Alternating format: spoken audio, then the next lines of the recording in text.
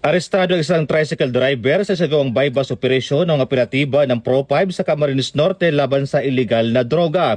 Sa pinagsamang operasyon ng PPDEU, Mercedes MPS ng Camarines Norte PPO at ng Regional Drug Enforcement Unit 5 kasama ang PDEA Regional Office 5. Nadakip ang sospek na si alias Stone, residente ng Barangay Magang, Dait, Camarines Norte.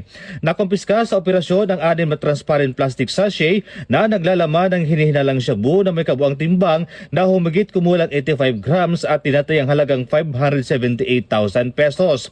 Agad na dinala ang sospek at mga nakumpiskang ebidensya sa Mercedes MPS para sa dokumentasyon, inventaryo at tamang disposisyon alinsunod sa umiiral na legal na proseso. Isinagawa ang marking at inventory ng mga ebidensya sa presensya ng mga sospek at mga itinakdang saksi.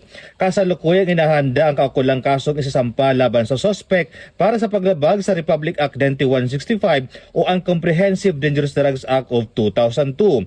Ayon kay Police Brigadier General Erosito N. Miranda, Regional Director ng Pro5, patuloy ang pinaigting na kampanya ng kapulisan laban sa illegal na droga upang masiguro ang kaligtasan at kapayapaan sa rehiyon ng Bicol. Hindi kami titigil sa pagpapatupad ng batas. Ang Pro5 ay nananatiling nakatuon sa advokasiyang bagong PNP, serbisyong mabilis, tapat at nararamdaman ng mamamayan. Pahayag ni Police Brigadier General Miranda.